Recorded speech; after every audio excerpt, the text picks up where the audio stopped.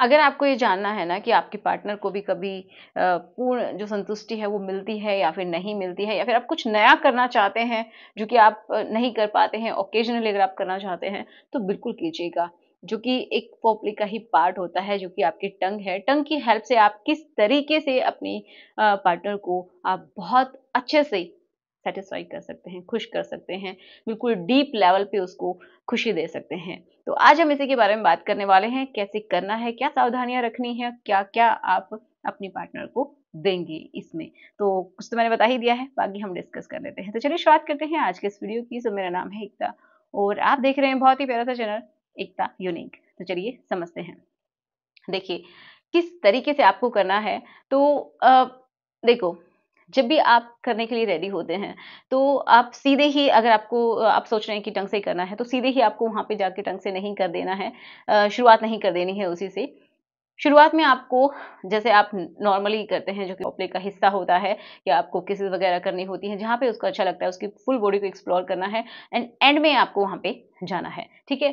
फिर आपको सीधे ही बहुत ज़्यादा प्रेशर वहाँ पे क्रिएट नहीं करना है, या फिर आपको बहुत ज़्यादा सख्त नहीं करना है उस हिस्से को डायरेक्टली जाके, ये भी सही नहीं होता है। तो कैसे करना है?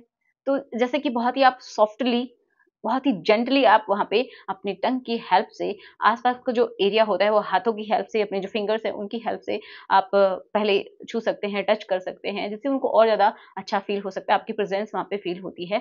फिर आप अपने टंग की हेल्प से आस-पास के एरिया को भी हल्का-हल्का, बहुत ही सॉफ्टली, ठीक है? आप उसको टच करेंगे या फिर एक तरीके से करेंगे। बहुत हार्ड, एक तरीके से बहुत ज़्यादा प्रेशर नहीं देना है, समझ रहे हैं इस बात को? बहुत ही सॉफ्टली आपको वहाँ पे करना है, ज़्यादा प्रेशर क्रिएट नहीं करना है शुरुआत में। फिर जैसे-जैसे अगर फीमेल को अच्छा लगता है, तो आप उनका रिएक्शन देख सकते हैं, या फिर आप उनसे फीडबैक ले सकते हैं कि यहाँ पे अच्छा लग रहा है या फिर नहीं। तो उनका जो फीडबैक है, या तो वो खुद ही दे देंगी, उनको अच्छा लग रहा है तो उनके हाव-भाव से आपको पता चल जाएगा, या फिर आप डायरेक्टली उनसे पूछ सकते हैं। ठीक है? क्योंकि कुछ फीमेल्स ज़्यादा एक्सप्रेसिव नहीं होती हैं।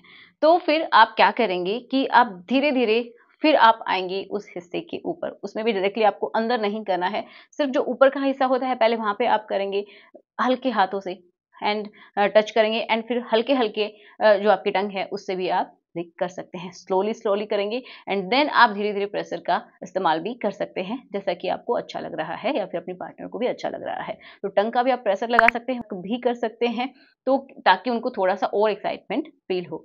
फिर आप धीरे-धीरे अपनी स्पीड बढ़ा सकते हैं और प्रेशर को भी बढ़ा सकते हैं, जैसा कि आपके पार्टनर को अच्छा लग रहा हो। फिर आप क्या करेंगे कि साथ में ही आप अपने फिंगर्स का भी इस्तेमाल कर सकते हैं, तो इंटरनली भी एंड एक्सटर्नली भी उनको अच्छा लग सकता है। तो इंटरनली आप 2 फिंगर्स का भी इस्तेमाल कर सकते हैं, ताकि उनको अच्छा फ़ील हो और आपको फीडबैक साथ में मिलता रहे, ठीक है? तो इस तरीके से, एंड फिर आपको क्या करना है, आपकी जो टंग है उसको आप उस जो फीमेल वाला हिस्सा होता है उसके ऊपर राउंड-राउंड आपको लिक करना है, जैसे कि आपको लेफ्ट राइट इस तरीके से करना है। राउंड-राउंड आपको अपनी टंग की हेल्प से उस हिस्से को लिखें, अगर कंफर्टेबल है तो। लेकिन ये सब करने से पहले आप दोनों की कंसेंट होना बहुत ज़्यादा ज़रूरी है, ठीक है? एक-दूसरे के कंफर्ट को ध्यान में रखना भी बहुत ज़्यादा ज़रूरी है। अब हम बात करते हैं कि फीमेल को कैसा लगता है, या फिर क्या-क्या इसके फ़ायदे हैं। तो एक तो पहली बात कि आप दोनों की बॉन्डिंग अच्छी होती है, एक-दूसरे के लिए विश्वास बढ़ता है। फीमेल को जो पूर्ण संतुष्टि होती है वो मिल जाती है। डीप लेवल पे उस चीज़ को फ़ील कर पाती है, खुशी को फ़ील कर पाती है, आपको महसूस कर पाती है और अपनी बॉडी को वो खुश कर पाती है, ठीक है?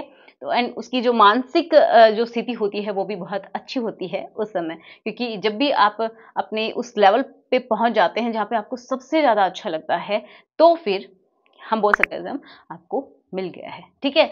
तो उसको भी वो वहीं से प्राप्त कर सकती है बिना किसी टेंशन के, ठीक है? अब मेल को भी अगर अच्छा लगता है तो बहुत अच्छी बात है। अगर उनको पसंद नहीं आता है, तो हम कुछ प्रिकॉशंस की भी बात करेंगे कि क्या करना है। तो अब हम बात करते हैं कि क्या आपको ध्यान में रखना है, नहीं तो आप इन्फेक्शंस भी ले सकते हैं आपस में। तो अगर आपके मल्टीपल पार्टनर हैं और आप डायरेक्टली करना चाहते हैं, तो बिल्कुल नहीं करना है आपको, क्योंकि आपको नहीं पता कि आपके पार्टनर को क्या बीमारी हो सकती है, कुछ भी उसकी मेडिकल हिस्ट्री हो सकती है, आपकी भी हो सकती है अगर आपको पता है तो।